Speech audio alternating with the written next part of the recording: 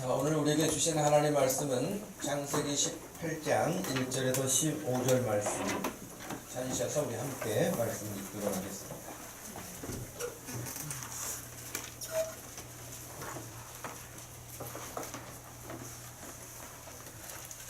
창세기 18장 1절에서 15절 말씀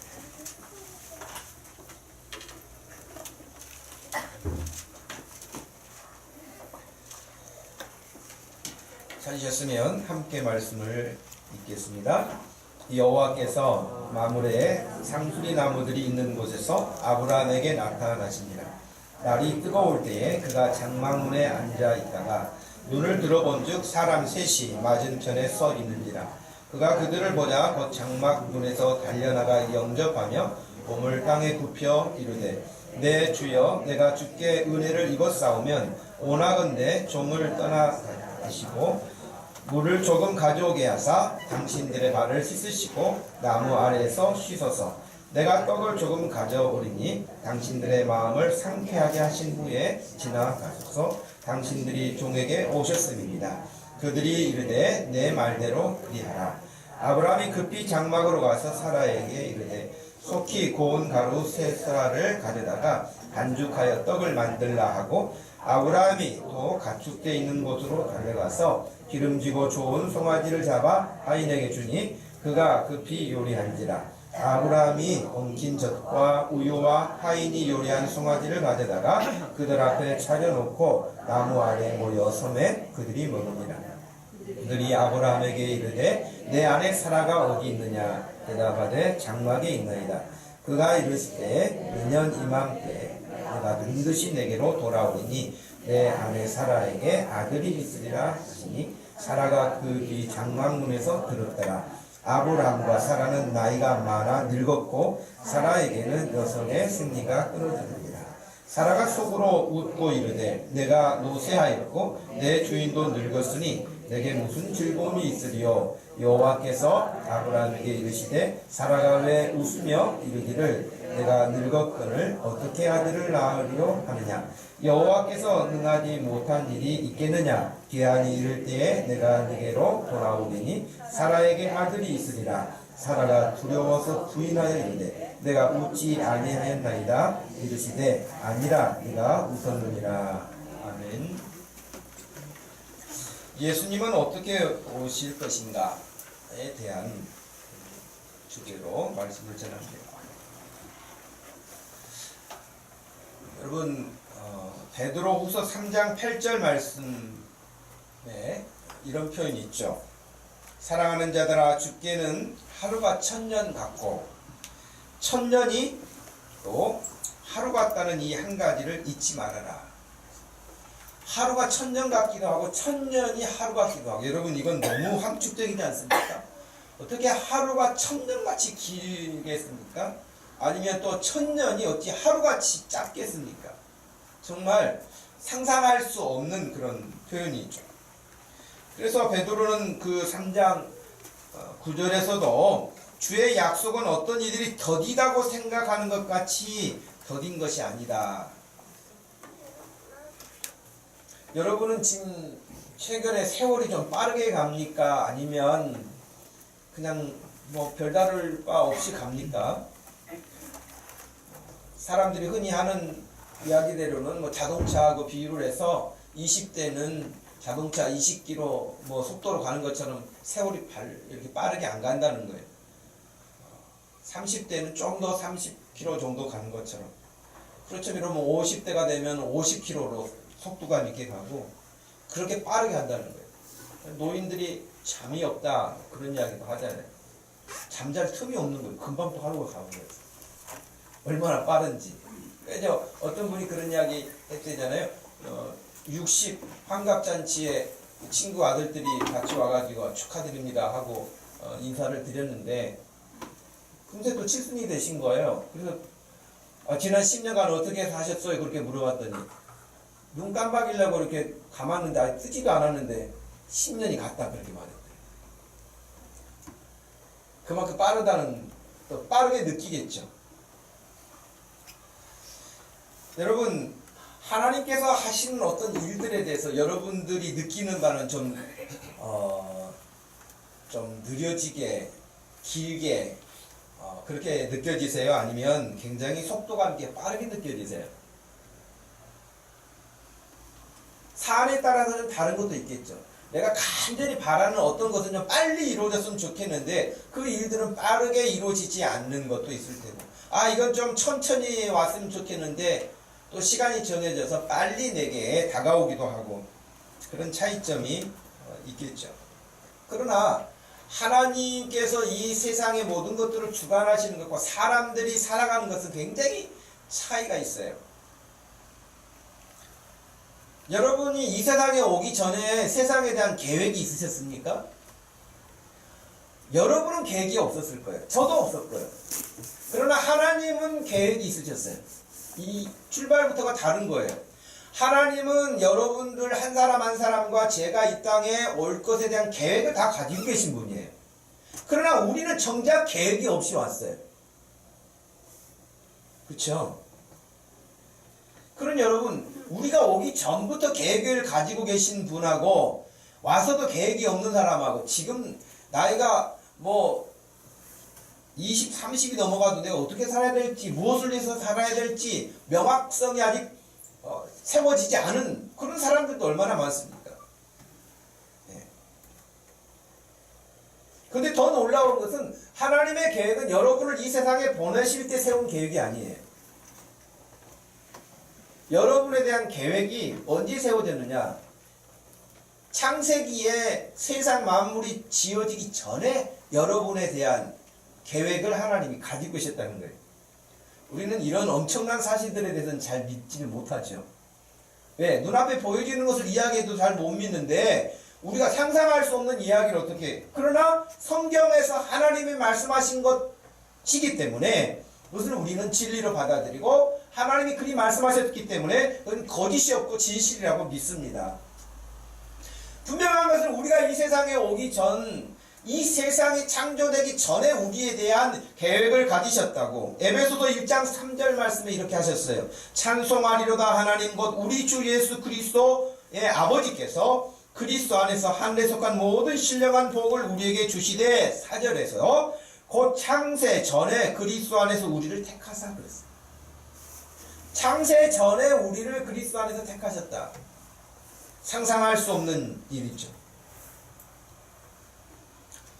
욥기 38장은 굉장히 과학적인 책이라고 사람들이 말하기도 해요.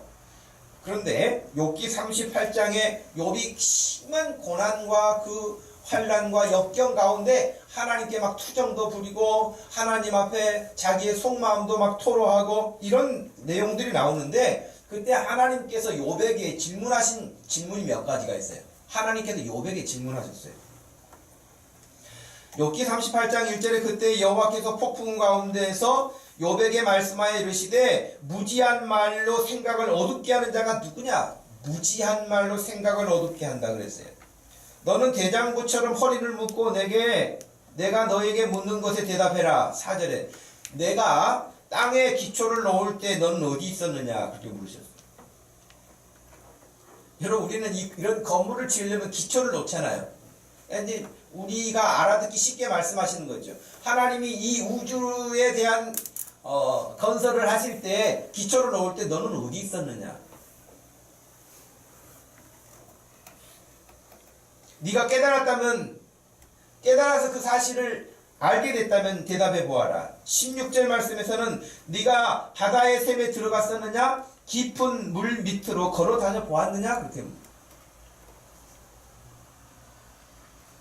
지금 우리는 잠수함 만들어가지고 겨우 좀 심해 몇백 미터, 몇천 미터까지 들어가고 있잖아요? 그러니까 살지는 못하죠, 거기서. 근데 그 속을 걸어 다녀봤냐는 거예요.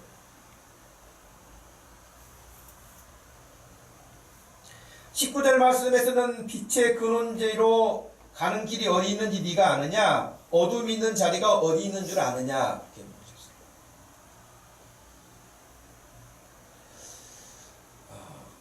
이런 질문에 누가 답하겠어요? 하나님 다 해봤습니다. 제가 이런 것을 압니다. 그럴 사람이 어디 있습니까? 정말 우리는 아는 거라고는 너무 빈약한 지식에 근거하고 있고 하나님이 하시는 일들에 대한 부분은 너무나 부족하죠. 한국과학기술정보원이라는 곳에도 펴낸 과학 잡지가 있는데요. 요즘에 이제 그 비행기 가운데 에어버스라고 여러분 어마어마한 큰 비행기 있죠. 와, 저런 비행기가 어떻게 뜰까 여러분 그런 생각을 하죠. 수백 명이 타잖아요.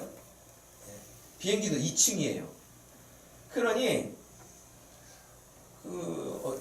잡지에서 한 이야기에는 이 비행기가 한번 뜨면서 쓰는 에너지가 4만 가구가 쓸 수 있는 전기 에너지를 쓴대요. 어마어마하죠. 예? 그런데 이런 A380이라고 하는 에어버스 이 비행기 한 대 만드는데 부품이 보통 어느 정도 들어갈 것 같아요? 그 잡지에서 밝힌 바로는 부품의 개수가 400만 개래요. 자, 이것은 그냥 간단한 이 지금 에어버스에 대한 그 투시도처럼 안에 그림을 그려놓은 거고요. 여기는 이제 뭐 부속 들어간 이야기들 이렇게 써놨단 말이에요. 여러분 비행기 하나 간단하게 있는 것 같지만 얼마나 많은 부속들이 전 세계에서 만들어요. 우리나라도 여러분 그 보잉사 비행기 날개 만들어서 납품하잖아요. 그러니까 한 나라에 다 주지 않아요. 왜냐하면은 거기서 조립해서 이제 자기네들이 기술을 가져갈까봐 아예 전 세계에 부품을 만들어 가지고 다 모아서 조립하는 거예요. 근데 여러분 이 사람이 만드는 비행기 하나에도 400만 개 정도의 부품이 들어간다 그래요. 원자력 발전소 같은 그런 발전소 하나 설립하는데 들어가는 부품이 약 100만 개 정도라 그래요. 우리에게는 100만 개 부속 다 주고 도면 다 줘도 우리는 조립 못 하잖아요. 그죠? 어디다 쓰는 물건인지 이건 어떻게 해야 되는지 모르잖아요. 그래요. 사람들이 만들어서 지금 가용하고 있는 것조차도 우리는 이해를 못해요. 하물며 여러분 뭐 400만 개 아니라 4천만 개라 할지라도 이 우주에는 별이 몇 개입니까? 수천억 개예요. 그러면 비행기 하나 만드는 것은 세발 자전거 만드는 것보다 쉬운 거 아니겠어요? 400만 개하고 수천억 개하고 비교가 됩니까? 갑자기 머리가 쥐날라 그래요? 여러분 하나님이 하시는 일은 너무 엄청나서 우리의 이 짧고 좁은 지식으로는 헤아릴 수가 없어요. 그러니 하나님이 우리에게 주신 이 성경이 있음이 얼마나 감사한 일인지요. 이 성경을 통해서 하나님이 하신 일들을 그래도 알 수 있게 해주셨으니 우리가 하나님이 하신 일들을 듣고 배우고 익히면서 믿는 것이죠. 한 가지만 더 말씀드리면 여러분 우주왕복선 같은 경우는 더 부품이 많지 않겠어요? 그런데 지상에서의 어떤 문제가 일어나면은 비상착륙이라 하지요. 근데 우주선 같은 경우는 비상착륙을 어떻게 해요?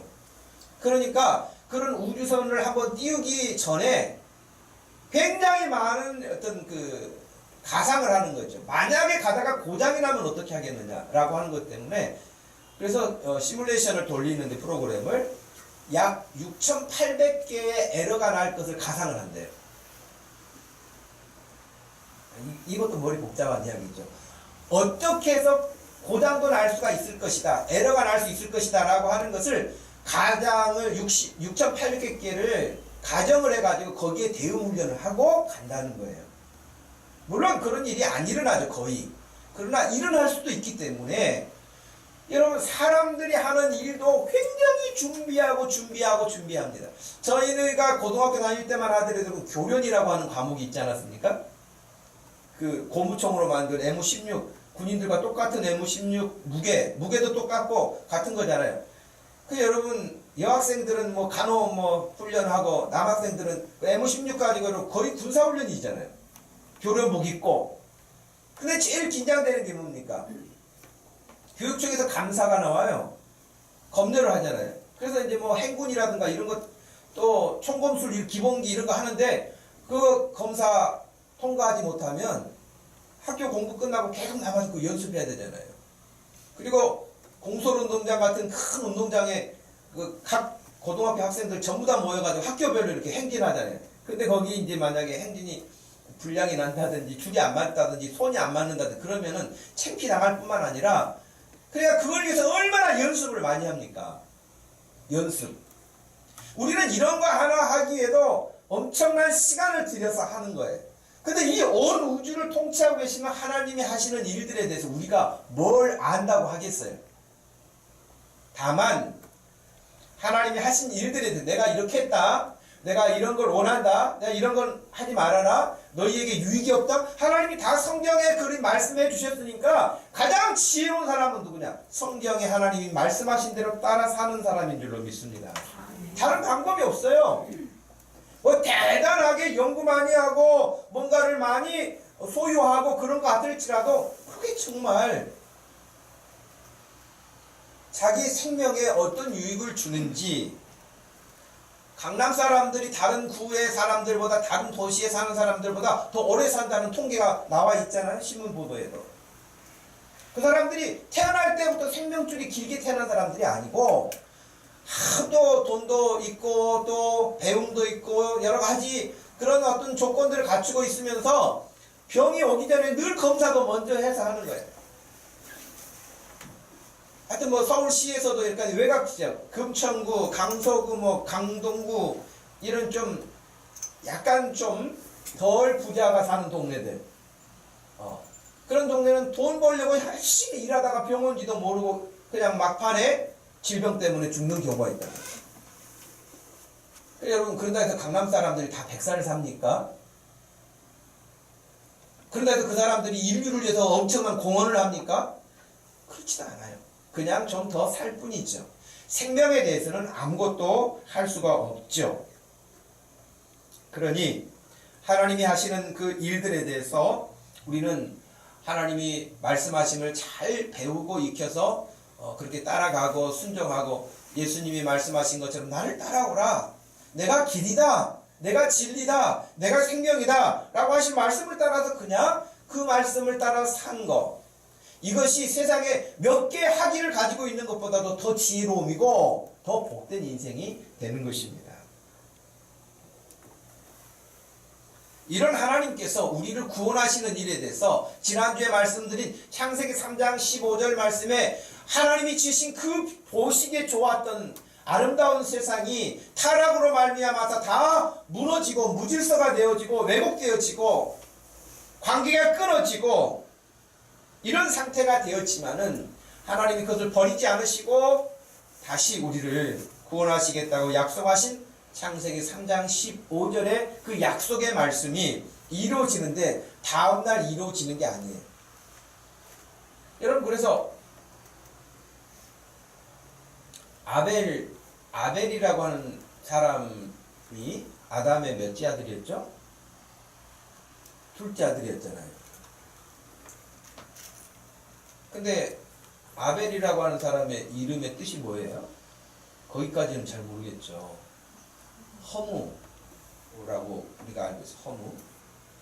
그러니까 하나님께서 창세기 3장 15절 말씀에서 약속을 해주셨으니까 그 구원의 약속이 금방 이루어질 줄 알았는데, 근데 가인을 낳았는데 안 이루어진 거예요. 그러니까 둘째를 낳아가지고 허무하다는 거예요. 참, 겨우 아들 둘 낳아놓고 당장 이루어지기를 바랬을까 싶은 생각이 들어요. 근데 여러분, 하나님께서 그렇게 약속하시고 그 약속을 이루시기 위해서 우리가 생각할 때는 아니 금방 하셔도 되지, 그런 사람들은 어떻게 말할 수 있어요? 아니 아담과 하와가 선악을 알게 하는 과실을 먹기 전에 못 먹게 하시지, 그 말하고 똑같은 거예요. 하나님께서 그 일을 하실 때에 약속하시고 약속을 이루시는데 얼마나 철두철미한지 몰라요. 최근에 일간신문에 이런 게 나왔어요. 미국에서 알바를 하고 있는 우리 한국 학생들, 유학 가가지고 공부하는 학생들이 알바도 하는데 학교 안에 있는 알바 프로그램에 들어가서 이제 한다는 거예요. 근데 한국 학생들에게 알바 금지령이 내렸다는 거예요. 미국에서, 미국 학교들에서. 왜 그러느냐 그랬더니 너무 일을 빨리 해치운다는 거예요. 그래서 원래 4시간 그 학교 프로그램이 있다는 거예요. 4시간 예를 들면 1시부터 뭐 5시까지라든지 4시간을 하면 거기에 합당한 알바비를 지급해 주는데, 다른 데서 뭐 딴 일을 하다가 아니면은 와가지고 4시간에 해야 할 일을 1시간에 해치고 그냥 간다는 거예요. 학교에서 이건 불합리하다는 거예요. 우리는 그렇게 빨리빨리 하는 걸 좋아하지 않는다. 4시간을 채우는 걸 원한다는 거예요. 우리 성격에는 안 맞죠. 그 시간에 뭐해, 빨리 하고 또 다른 일도 하지. 알바 2번, 3번 뛸 수 있는데, 이렇잖아요. 근데 미국인의 사고에 있어서는 시간을 같이 약속했으면 그 시간을 채우는 걸 원해요. 빨리 해치우는 걸 원치 않아요. 어떻게 보면 하나님께서 하시고자 하는 계획이 있어요. 근데 우리 성질에는 빨리 그냥 어떻게, 예수님도 빨리 오셨다가 빨리 그냥 구원하시고, 제님도 이렇게 오래 기다리게 하시는가 모르겠어, 빨리 오시지. 이런 식이란 말이죠, 생각이. 하나님이 하시는 일은 전혀 생각하지 않고 우리들 편리에 우리를 생각해. 그러니 하나님이 하시는 일들에 대해서 우리가 잘 살펴야 할 터인데, 하나님께서 아브라함 한 사람을 불렀을 때도 마찬가지였어요. 아브라함이 나이 75세가 됐을 때 하나님으로부터 부름을 받았는데, 부름을 받을 때 하나님이 하신 약속은 내가 너를 복되게 할 것이다, 너로 큰 민족을 이루게 할 것이다 라고 하는 것이 기본이에요. 그런데 지금 오늘 우리가 읽은 성경 창세기 18장 말씀에 따르면 이 약속이 이루어지지 않은 거예요. 얼마의 시간이 갔냐면 거의 25년이 갔어요. 거의 25년이나 지났는데도 하나님이 아브라함에게 그 약속을 이루어주시지 않는 거예요. 근데 약속을 이루어주시지 않는 것뿐만 아니라 기회만 있으면 하나님이 오셔가지고 그 약속을 말씀하세요. 내가 진짜 그렇게 할 거야. 할 거야. 이렇게 늘 말씀을 하시는데, 17장에, 창세기 17장에 따르면은 이제 아브라함도 지쳤는가 봐요. 여러분, 우리 믿음의 조상 아브라함이니까 뭐 대단하게 뭐 털끝만큼도 의심하지 않고 다 믿고 아멘 아멘 하고 그렇게 산 것이 아니에요. 아브라함도 안 믿었지. 하나님, 이제 뭐 내 나이도 많고 살아도 나이가 많고, 그냥 우리 집에 엘리에셀이라는 종이 있는데 그 종이 이제 우리 집 다 맡아서 하지. 근데 이 나이에 제가 무슨 애를 낳겠습니까? 뭐 하겠습니까? 이런 식이 된 거예요. 그런데 그런 일이 이제 있고 난 다음에 지금 우리가 읽었던 18장 말씀이 나온 내용이잖아요. 그런데 오늘 말씀에 1절 말씀에 그렇게 돼 있죠. 여호와께서 마물의 상수리 나무들이 있는 곳에서 아브라함에게 나타나셨어요. 나타나셨는데 2절에 보니까 어떻게 나타나셨어요? 분명히 1절에 여호와께서 그렇게 나타나셨다고 말씀하셨잖아요. 그 어떻게 나타나셨어요? 사람의 모습으로 오신 거예요. 사람의 모습. 하나님이 만약에 하나님의 모습으로 오신다면 아브라함은 살 수가 없었겠죠. 하나님은 늘 우리에게 대응해 주시는데 우리가 편하도록 대응해 주세요. 비행기를 이렇게 타보면은, 여러분, 요즘에는 비행기만이 아니라 뭐 식당도 마찬가지인데 서비스업이라 그래가지고, 여러분 매장에서 일하는 사람들이 여러분들이 의자에 앉아가지고 뭐 주문을 하거나 그러면은 어떻게 합니까? 뭐 상황판 같은 거 와가지고 뭐 드실래요? 뭐 그러면서 고개를 끄덕이시면 그렇게 합니까? 여러분, 손님이 앉은 옆자리에 무릎 꿇고 앉아요.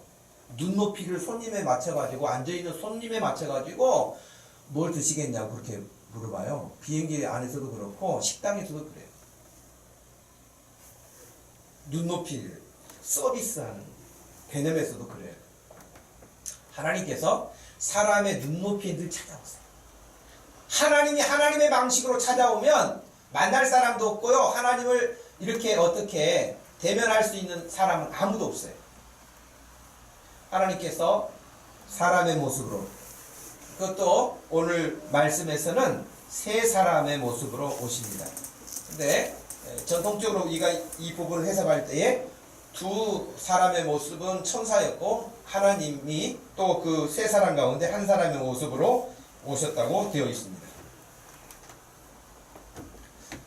그런데 이제 1절 말씀에 보니까 그들이 날이 뜨거울 때에 그가 장막문에 앉아 있다가, 날이 뜨거우면 아무것도 움직이지 않아요. 예. 너무 뜨겁기 때문에 중동 지역에서. 근데 앉아 있다가 눈을 들어 본즉 사람 셋이 맞은편에 서 있다고 했습니다.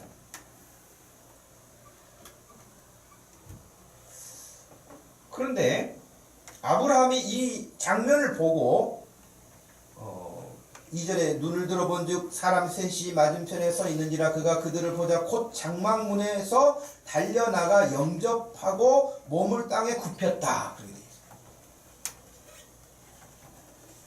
서비스의 온전은 아브라함이죠.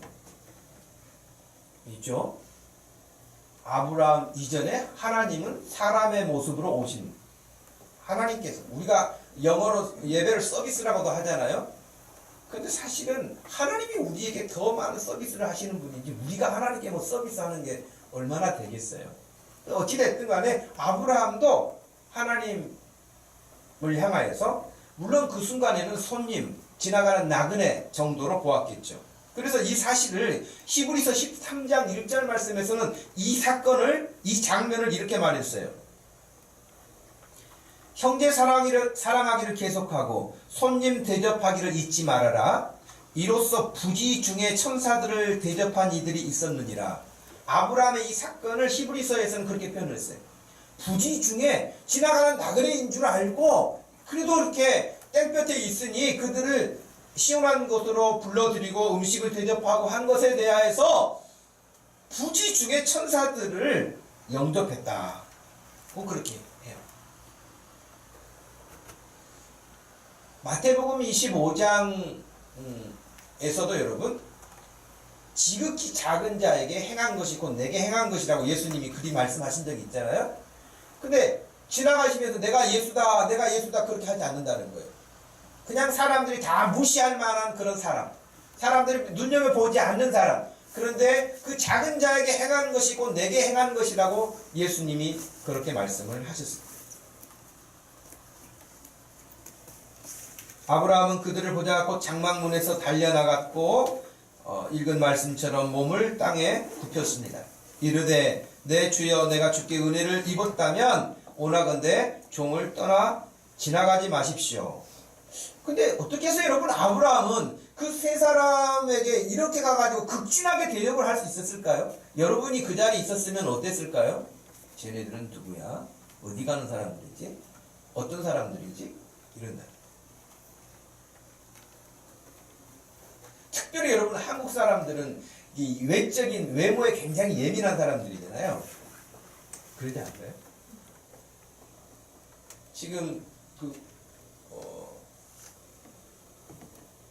아버지는 나이지리아 쪽 아버지가 태생이 거기고 엄마가 한국인인데 그 사이에서 태어난 이제 피부가 검고 머리도 곱슬거리고 흑인의 모습을 가지고 엄마가 우리나라 사람이지만 그 모든 외모는 흑인이에요. 근데 그 흑인 가운데 한 사람이 지금 세계에 영향력을 끼치는 그 20대 30인 가운데 들어갔어요. 모델인데. 여기 신문기사 아마 보셨는 분들도 있을 거예요. 여러분 세계 청년들 가운데 30인에 들어갈 정도면 얼마나 대단합니까? 그렇죠? 대단한 거예요. 여러분 모르신가 본데 대단해요. 대단하다고요. 근데 이 사람이 인터뷰에서 이런 이야기를 했어요. 한국 사람들은 백인이 지나가거나 이야기를 걸거나 그 청년들이 그러면은 어디 학교에 무슨 공부하냐고 이렇게 물어본다는 거예요. 그런데 자기들 같이 피부가 검은 사람들은 어디 공장에서 일하냐고 물어본다는 거예요. 그러니까 너무 외모 가지고 판단을 한다는 거예요. 너무 상처가 많다는 거예요. 여러분 정말 우리가 그런 프로그램도 많이 보면서 흔히 지나가는 외국인들 보면서도 가볍게 해서는 안 되겠다. 또 우리가 마음을 바꿔야 될 부분이에요. 그들이 우리나라에 들어와서 고생하는 모습들도 우리가 알게 되는데 나그네와 같은 그들, 나그네인 그들을 우리가 정말 아브라함과 같은 마음을 가지고 대해준다면 아마 너무 놀랍게 달라지지 않을까요? 예. 그런데 아브라함은 그 사람들을 처음에 그렇게 영접했는데 그냥 처음에는 세 사람의 손님으로만 그렇게 영접을 했는데 바로 연결되어지는 부분이 주라고 표현을 했단 말이죠. 3절 말씀에 이르되 내 주여. 그래서 학자들이 이 부분을 이렇게 이해합니다. 아브라함이 처음에는 손님으로 이렇게 받았지만 그 중에 하나님을 인식했다는 거예요. 하나님이심을 인식했다. 가능했을까요, 그게?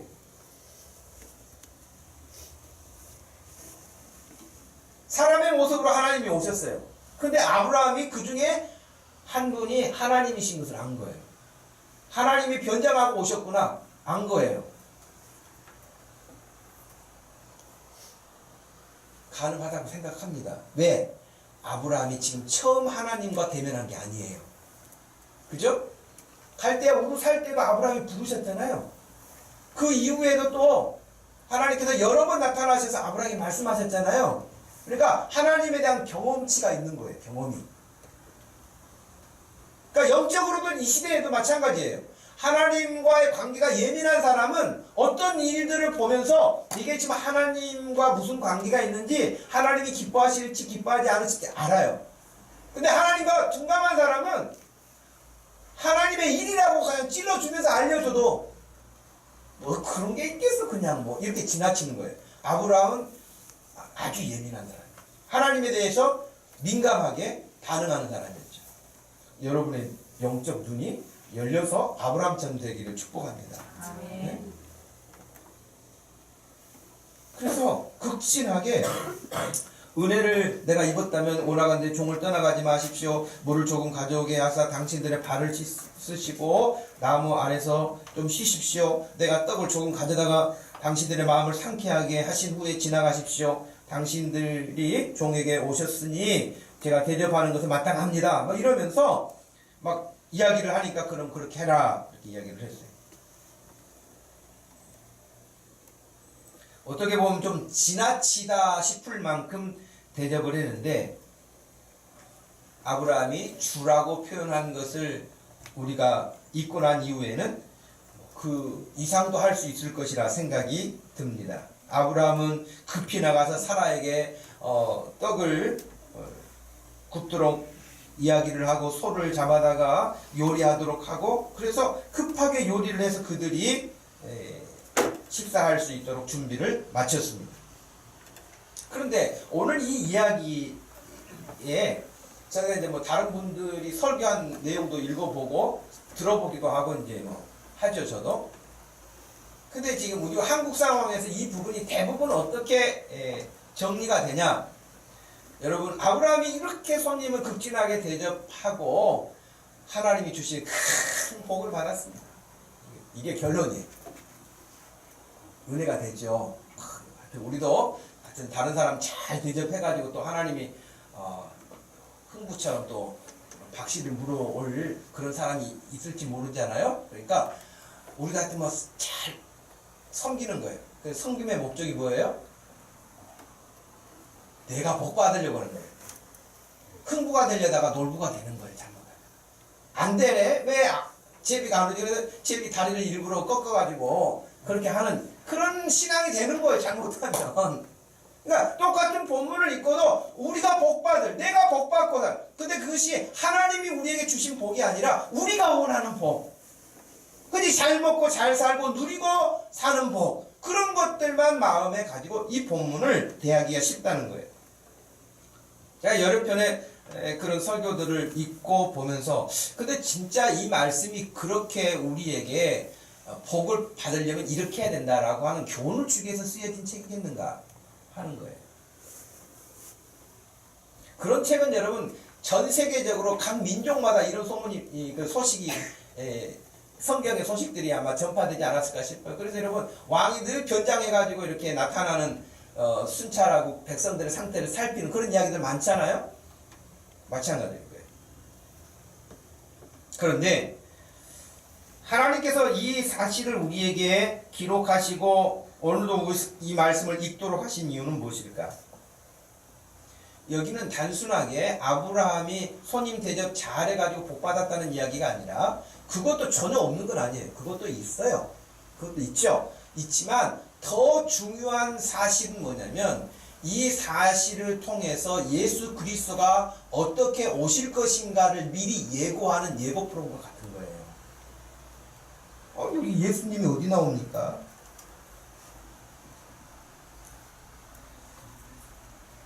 자, 9절 말씀에 그들이 아브라함에게 이르되 내 아내 사라가 어디 있느냐? 장막에 있습니다. 그가 이르시되 내년 이맘때에 내가 반드시 너에게로 돌아올 것인데 내 아내 사라에게 아들이 있을 것이다. 사라도 장막문에서 그것을 들었다는 거예요.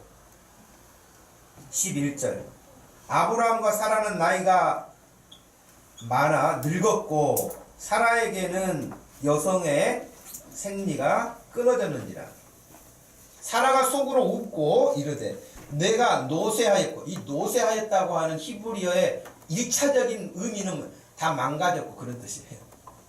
더 이상 아이를 낳을 수 있는 그런 몸의 상태가 아닌 거예요. 그래서 노쇠하였고 내 주인도 늙었으니 내가 무슨 즐거움이 있으리요? 여호와께서 아브라함에게 이르시되 사라가 왜 웃으며 이르기를 내가 늙었거늘 어떻게 아들을 낳으려 하느냐?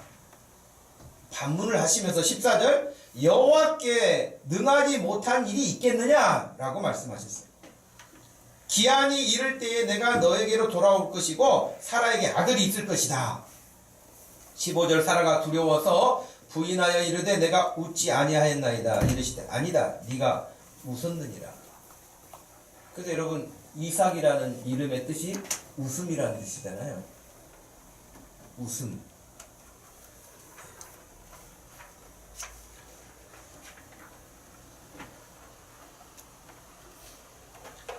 도무지 현실성이 없는 이야기를 듣게 됐습니다. 신약 성경에서 이 사실을 해석한 부분이 있습니다. 로마서 4장 18절 이하에 이 말씀이 다시 나오는데요. 아브라함이 바랄 수 없는 중에 바라고 믿었으니 이는 내 후손이 이같으리라 하신 말씀대로 많은 민족의 조상이 되게 하려 하심이라. 그가 100세나 되어 자기 몸이 죽은 것 같고 사라의 태가 죽은 것 같음을 알고도 믿음이 약하여지지 아니하고 믿음이 없어 하나님의 약속을 의심하지 않고 믿음으로 견고하여져서 하나님께 영광을 돌리며 약속하신 그것을 능히 이루실 줄을 확신하였다. 할렐루야. 여러분 도무지 믿을 수 없는 이야기잖아요. 어떻게 이게 가능하겠어요? 그런데 신약성경에서는 분명히 그때 그 순간에는 그랬겠죠. 아이 그게 무슨 소리예요? 저는 지금 저도 나이가 많고 제 아내도 이미 다 아이를 낳을 수 있는 그런 몸이 상태가 아닙니다. 늙었습니다 우리가.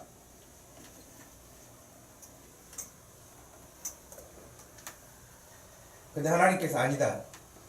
내가 내년 이맘때 너에게로 돌아올 것이다. 그러니까 그 말은 굉장한 말이에요, 여러분. 다시 여러분 그냥 아들만 낳을 것이라 그렇게 되지 않았어요. 그죠? 아들만 낳을 것이라고 하지 않으셨고요. 내가 너에게로 돌아올 것이다 그렇게 말씀하세요. 14절 말씀에서도 그랬잖아요. 기한이 이를 때에 내가 너에게로 돌아오리니. 하나님이 오신다는 거예요.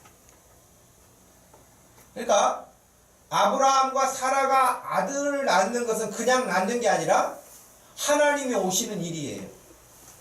하나님이 함께 하시는 일이에요. 하나님이 그 일에 직접 개입하시고 역사하신다는 이야기예요. 그냥 너 아들 낳을 거야, 너 딸 낳을 거야 그런 이야기가 아닌 거예요.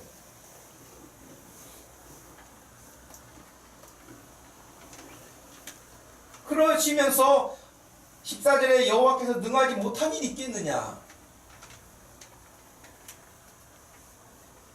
기한이 이를 때에 내가 너에게로 돌아오리니 사라에게 아들이 있으리라. 결론부터 말한다면 여러분 어떻게 됐습니까? 결론이 창세기 21장에 나와 있어요. 창세기 21장 1절 여호와께서 말씀하신 대로 사라를 돌보셨고 여호와께서 말씀하신 대로 사라에게 행하셨으므로 여기 여호와께서 말씀하신 대로 그래요. 두 번 반복해요. 2절에 사라가 임신하고 하나님의 말씀하신 시기가 되어 때가 되어 노년에 아브라함에게 아들을 낳으니 할렐루야. 말씀하신 대로 이루어진 거예요.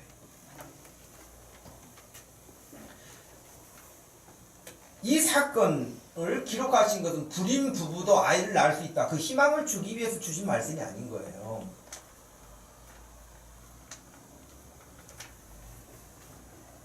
창세기 3장 15절에 약속하신 그 메시아가 오시겠다고 하는 그 약속이 이루어져 가는 과정의 한 아들인 거예요. 한 사람인 거예요. 사람으로 할 수 없는 일이 일어난 것이죠.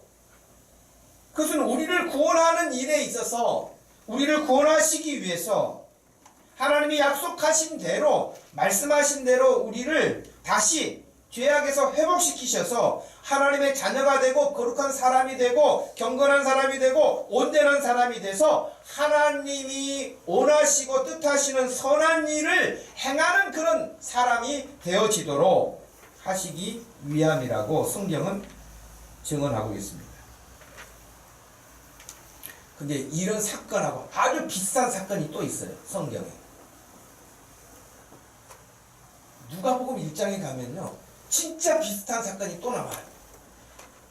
여러분 누가복음 1장 5절 이하에 보시면 유대왕 헤롯 때에 아비야 반열에 제사장 한 사람이 있었으니 이름은 사가랴요 그의 아내는 아론의 자손이니 이름은 엘리사벳이라.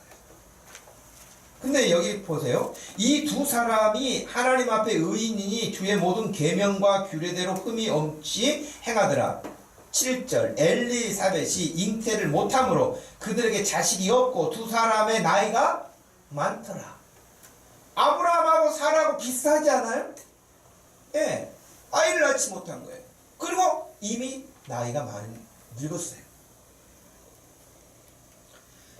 그때 여러분 우리에게 잘 알려진 대로 사가랴가 하나님의 그 제사장으로서의 직무를 감당하기 위해 성전에 들어갔는데 그때 주의 사자 천사가 나타났어요.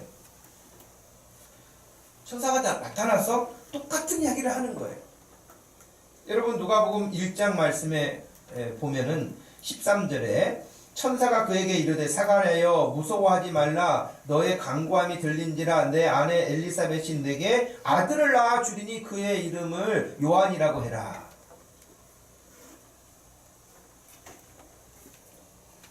그러면서 이런 일을 그가 할 것이다.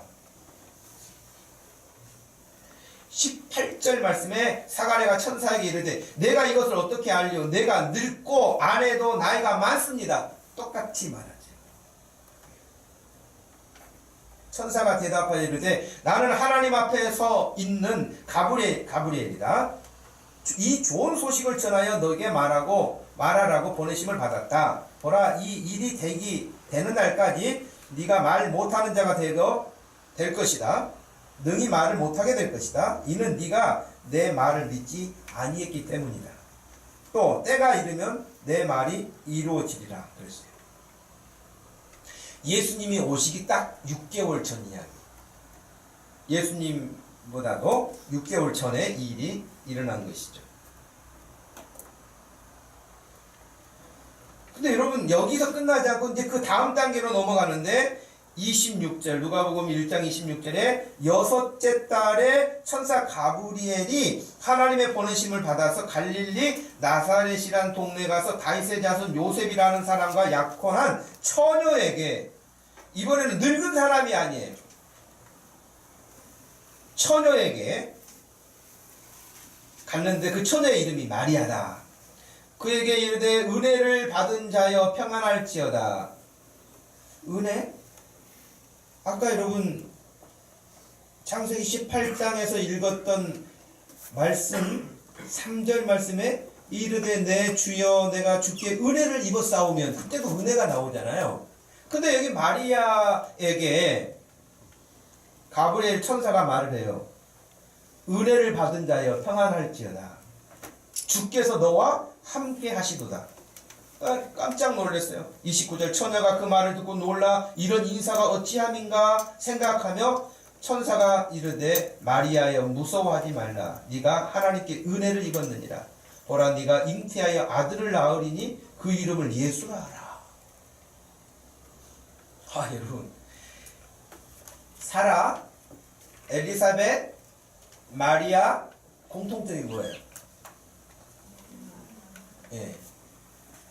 한 사람 마리아는 처녀고, 두 사람은 나이가 많아서 아이를 낳을 수가 없는 상태이고, 다 보통 일반 우리 신체 생리적인 구조를 따라서는 아이를 낳을 수가 없는 사람.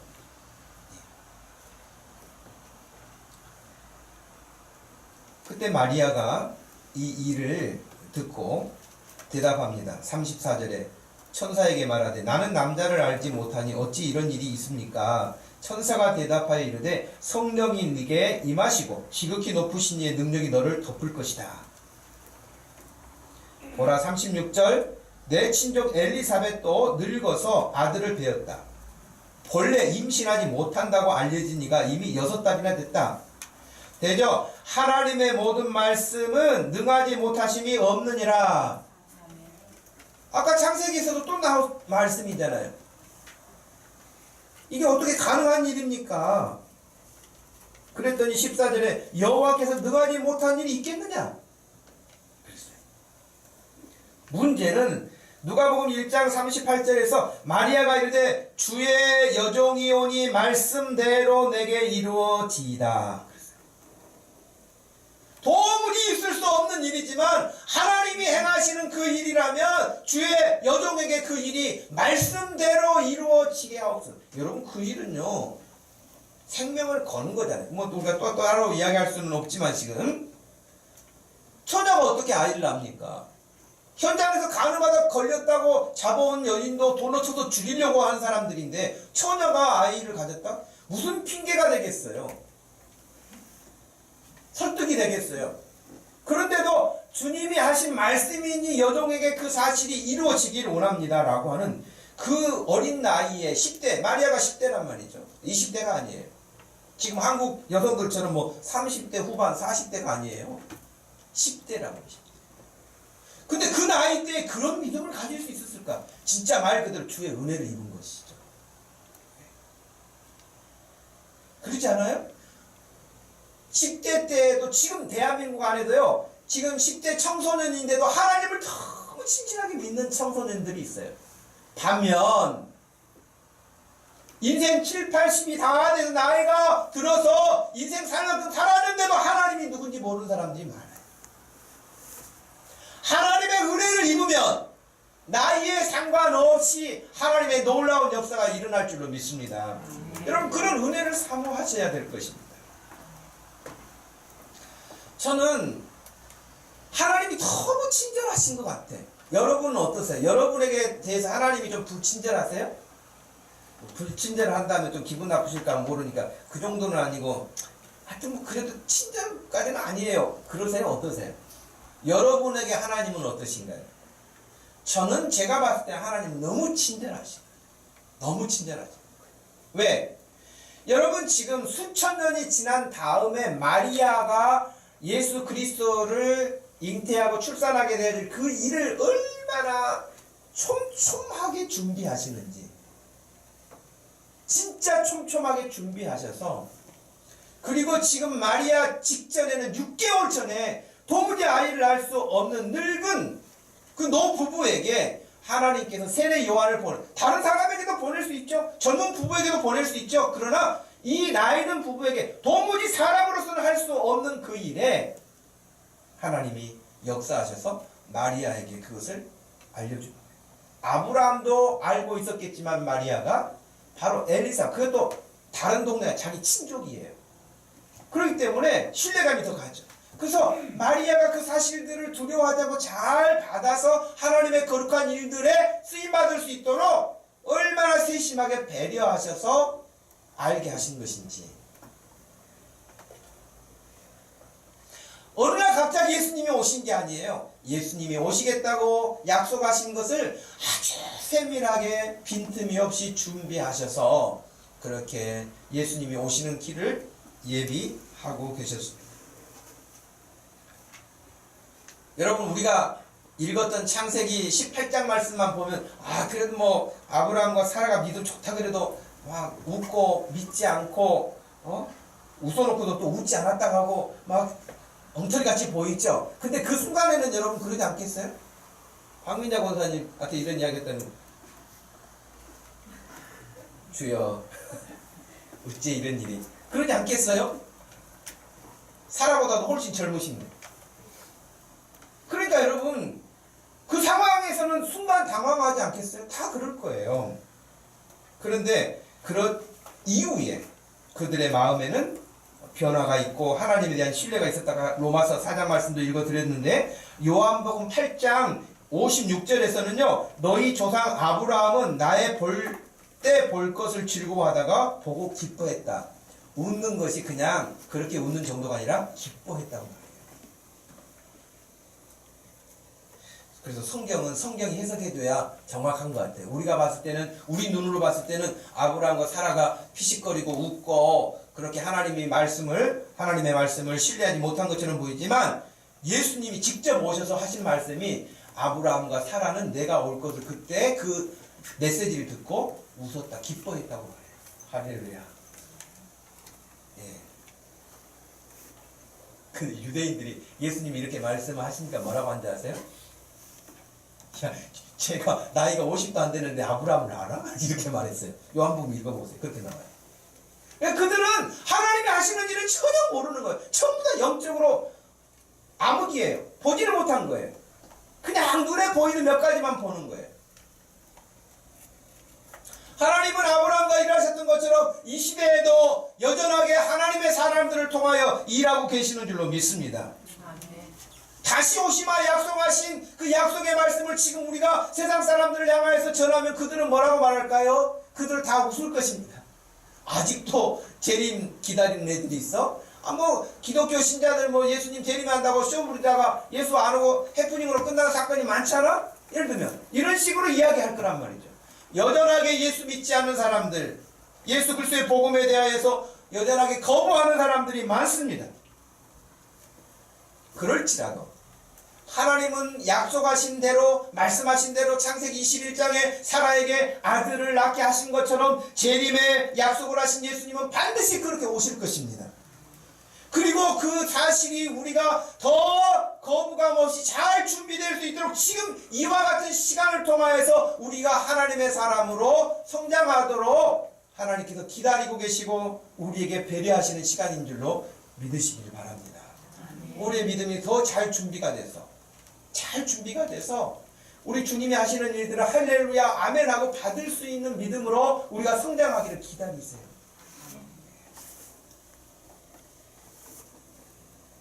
저와 여러분들이 천년이 하루 같고 하루가 천년 같다고 하는 베드로의 그 교훈과 같이 하나님이 하시는 그 일들이 내 눈에 지금 당장 어떻게 효과 있게 보이지 않을지 몰라도 하나님이 약속하신 말씀을 따라서 2017년 성탄을 앞두고 우리가 말씀을 보는 이 시즌에 우리 인생을 통해서도, 나를 통해서도, 우리 교회를 통해서도 하나님이 이루시고자 하는 그 일에 내가 존귀한 자로 주의 은혜를 입어서 쓰임받기를 원합니다 라고 사모하는 심령들 되기를 축복합니다.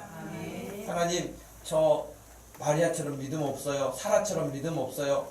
엘리사벳처럼 저는 그런 믿음도 아니에요. 그럼에도 불구하고 주님, 그런데도 주님이 원하시는 일에는 저 심부름도 하고 싶고 주님이 원하시는 일에는 저 쓰임받고 싶어요. 저에게 은혜를 주세요.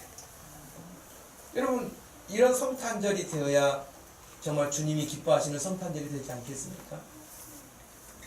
여러분, 한 사람 한 사람에게 하나님이 주셨던, 아브라함에게 주셨던 엘리사벳에게 주셨던, 그리고 마리아에게 주셨던 그 은혜가 임하여서 여러분을 통해서 하나님의 기뻐하시는 선한 일들이 구김이 없이 펼쳐지는 그런 복된 인생 되기를 주님의 이름으로 축원합니다. 하나님 아버지, 고맙고 감사합니다.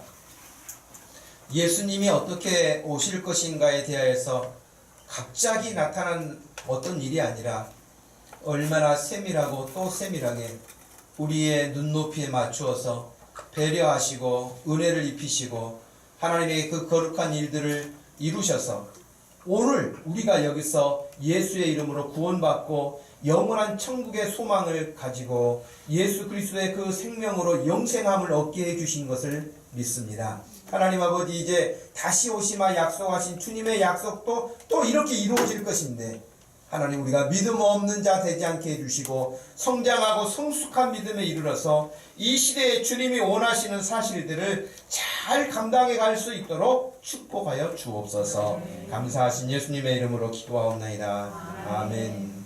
다 같이 자리에서 일어나셔서